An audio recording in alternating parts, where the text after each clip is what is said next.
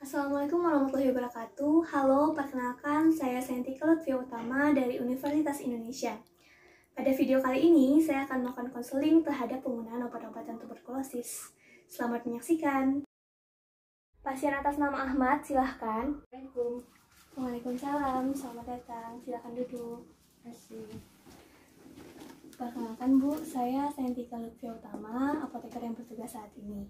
Sebelumnya, apakah saya boleh meminta waktu Ibu sekitar 5-10 menit untuk konseling mengenai pengobatan yang akan Ibu dapatkan sehingga memperoleh hasil yang optimal, Bu? Oh ya, boleh. Mohon maaf sebelumnya, saya sedang berbicara dengan Ibu siapa? Ibu Eva. Oh baik, Ibu Eva. Pada konseling kali ini, saya akan mengajukan beberapa pertanyaan. Namun Ibu tidak perlu khawatir, data-data yang Ibu berikan akan saya jamin kerahasiaannya. Baik Bu, kalau saya boleh tahu, resep ini Ibu tebus untuk siapa ya Bu? Untuk adik saya. Adik Ibu laki-laki atau perempuan? Laki-laki. Atas nama siapa Bu? Ahmad. Ahmad. Pak Ahmad ini usianya berapa tahun Bu? 32 tahun. Oh baik, usia Pak Ahmad 32 tahun ya Bu. Kalau saya boleh tahu, aktivitas pekerjaan Bapak Ahmad ini sehari-hari apa ya Bu? Wira swasta. Wira swasta. Selanjutnya, alamat Bapak Ahmad ini di mana Bu? Oh, Jalan D52, Jakarta Timur. Oke. Nah sebelumnya, apakah dokter sudah memberitahu cara penggunaan dan pemakaian obatnya Bu? Sudah, tapi saya lupa. Tapi yang jelas obatnya diminum secara teratur. Nah ya Ibu benar. Kira-kira harapan Ibu setelah Bapak Ahmad menjalani pengobatan ini seperti apa Bu? Tentu saja saya mau adik saya sembuh. Oh iya. Bisa Ibu ceritakan sedikit mengenai gejala yang dialami Pak Ahmad? Sering batuk-batuk udah hampir sebulan ini, kemudian demam malam hari. Apakah sudah pernah diobati sebelumnya Bu? Sudah, pakai obat batuk bisulfon. Oh, kalau saya boleh tahu, apakah Pak Ahmad memiliki riwayat alergi obat atau makanan Bu? Setahu saya nggak ada. Nggak ada, oke. Untuk aktivitas Bapak Ahmad sehari-hari gimana Bu? Misalnya kalau dilihat dari aktivitas tidur, olahraga, dan juga makannya gimana Bu? Kalau makan biasa-biasa saja. Olahraga jarang. Tidurnya sering malam larut. Oke. Nah, apakah saat ini Bapak Ahmad sedang mengkonsumsi suplemen, obat herbal, ataupun vitamin lainnya Bu? Enggak. Enggak, oke. Mohon maaf sebelumnya Bu, karena ada beberapa obat yang tidak dapat dikonsumsi oleh orang yang merokok dan mengkonsumsi alkohol. Apakah Bapak Ahmad ini sedang merokok atau mengkonsumsi alkohol Bu? Kalau alkohol rasa-rasanya enggak pernah lihat. Tapi kalau merokok 10 tahun terakhir memang termasuk perokok berat. Oke. Apakah dokter sudah memberitahu tentang kondisi yang dialami oleh adik Ibu? Kata dokter sih dari hasil pemeriksaan labor itu menderita TBC. Nah baik, Davan. Nah baik, karena Ibu sudah mengetahui kondisi adik Ibu, berdasarkan resep yang diberikan, ini ada 4 obat yang harus diminum oleh adik Ibu. Nah, perlu Ibu ketahui, penyakit TBC ini disebabkan oleh bakteri yang namanya Mycobacterium tuberculosis. Bakteri ini sangat kuat Bu, sehingga dibutuhkan kerjasama 4 obat ini untuk melawan bakteri tersebut. Saya jelaskan satu persatu obatnya ya Bu.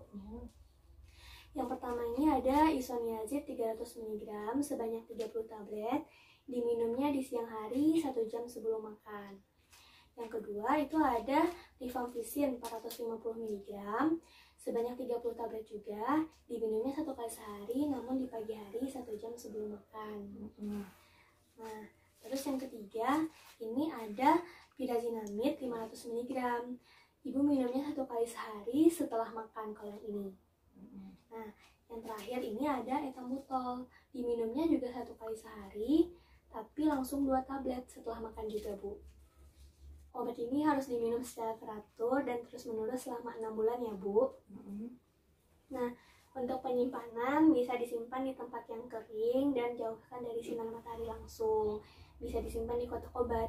Di rumah Ibu punya kotak obat? Enggak. Oh, kalau tidak punya kotak obat, di toples biasa juga bisa Bu. Iya. Nah, sampai di sini ada yang ingin ditanyakan Bu? Efek sampingnya Mbak? Oh, untuk efek samping tentu ada, Bu. Cuman Ibu tidak perlu khawatir karena efek samping ini tidak terjadi pada semua orang dan juga efek samping tiap orang itu bisa beragam. Misalnya saja bisa terjadi gangguan pencernaan seperti mual, muntah, kemudian juga bisa gangguan sendi.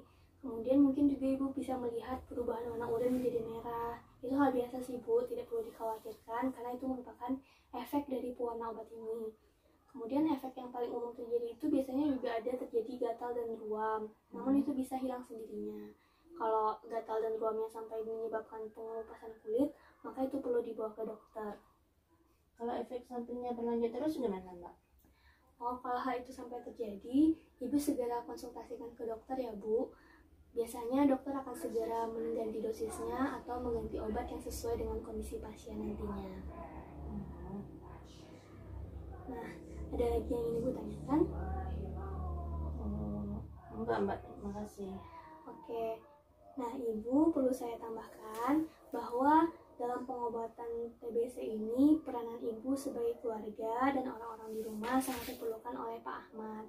Salah satunya untuk memonitor pengobatan yang dilakukan. Ingatkan selalu Pak Ahmad untuk meminum obat tepat waktu. Iya, Mbak. Selain itu karena pengobatan yang membutuhkan waktu yang lama hingga 6 bulan, penting sekali dukungan keluarga bagi pasien. Kalau pengobatannya terputus gimana, Mbak?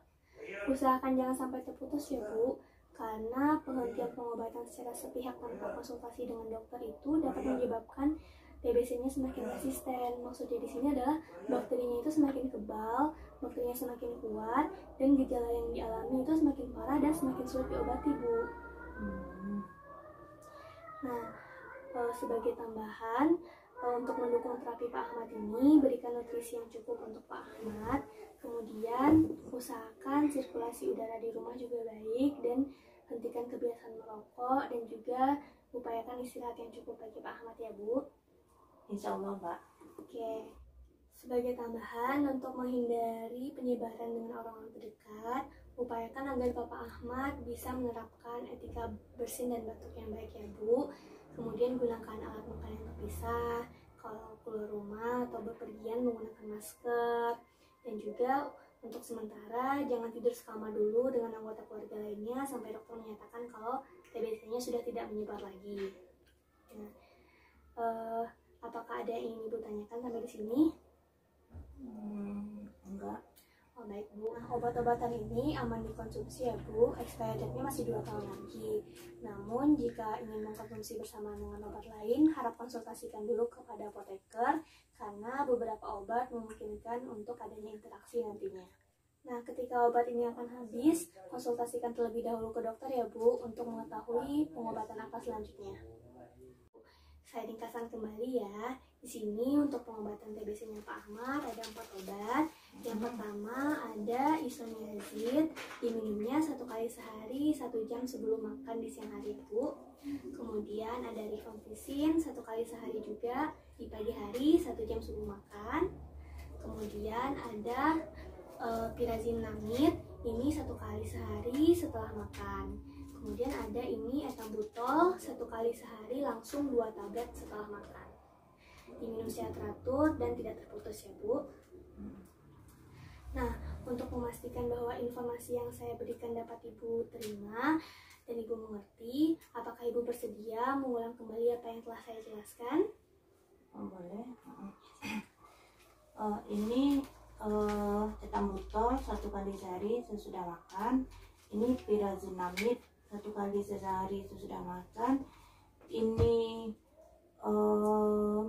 apa nih, Bu? Rifampicin 1 kali sehari sebelum makan pagi. Ya. Kalau ini isoniazid 1 kali setelah makan siang. Ya. Kalau ini yang etambutol langsung 2 tablet ya, Bu? Iya. Benar sekali. Baik, Bu, saya berikan obatnya. Nah, ini obatnya, Bu. Kalau masih ada informasi yang masih ingin Ibu tanyakan kepada saya, silakan hubungi saya di nomor berikut ya, Bu. Ya. Terima kasih dan semoga Pak Ahmad lekas sembuh. Terima kasih. Ya, ingat pesan saya, Bu. Terima kasih. Sekian video dari saya. Terima kasih telah menyaksikan. Semoga bermanfaat. Wassalamualaikum warahmatullahi wabarakatuh.